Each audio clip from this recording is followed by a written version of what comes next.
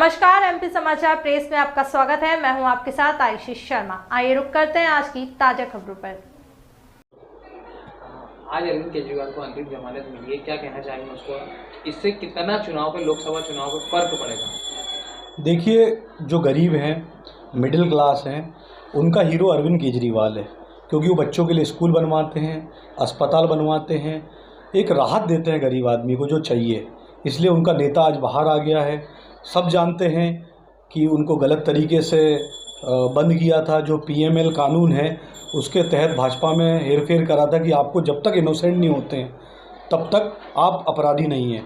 चूँकि अब बोलेंगे कि सुप्रीम कोर्ट ने जमानत सशर्त दी है, तो अभी सप्लीमेंट्री जो केजरीवाल जी की है वो जमा नहीं है, उन पे अभी मुकदमा सुप्रीम कोर्ट पे चालू नहीं हुआ है।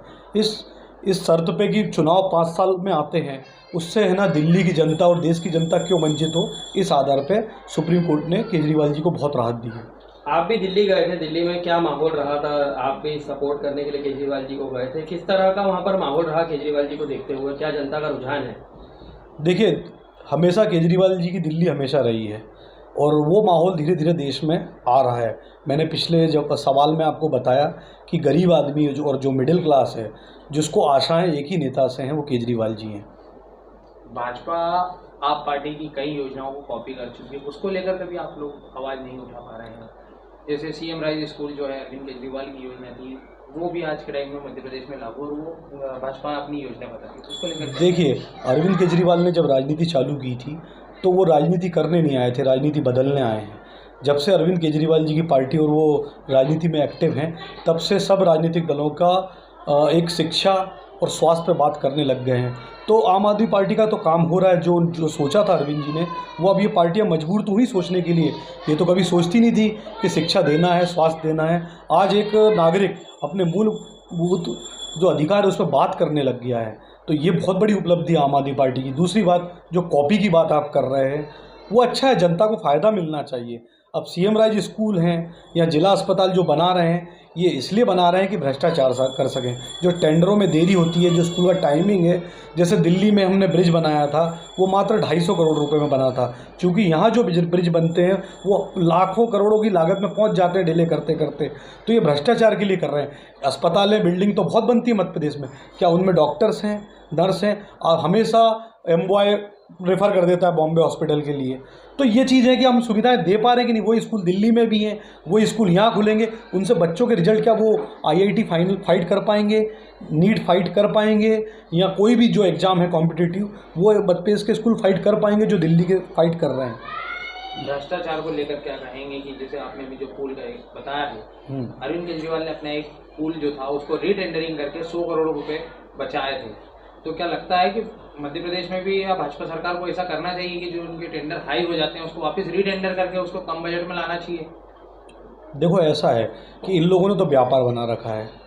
ये कथाएं, भंडारे, जिसमें जो मिडिल क्लास है वो धर्म के नाम पे हम वोट एक्टिव कर सकें।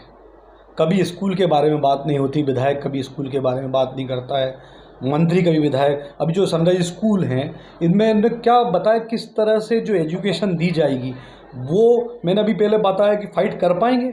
यही उत्तर है मेरा कि इस तरह से किस तरह से ये मतलब मैनिफेस्टो में कभी बताते नहीं है। अभी जो भाजपा का मैनिफेस्टो है उसमें कुछ भी नहीं है, 2047 की बातें हो रही हैं और वो पीछे पड़ रहे हैं कांग्रेस के मैनिफेस्टो। लेकिन हम बात कर रहे हैं अरविंद केजरीवाल की, कि एक मिडिल क्लास और गरीब आदमी का हीरो अरविंद केजरीवाल है। इंदौर की जनता 2 धड़ों में बढ़ चुकी है। बीजेपी कहती है बीजेपी को वोट किया जाए, कांग्रेस कहती है नोटा को वोट किया जाए। अन्य उम्मीदवार हैं वो उनके लिए फेवर में है। आप किसे फेवर करेंगे? क्या आपकी माइंड ऑफ टेंडेंसी है? देखिए, इंदौर का चुनाव समाप्त हो चुका है। ये लड़ाई अब भाजपा और यहाँ की जनता के बीच में, ना वो कांग्रेस के बीच में है, ना इंडिया घटक दल के बीच में है।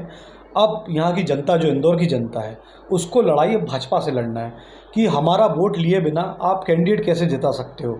ये अब लड़ाई जनता की बची है, जनता वर्सेस भाजपा।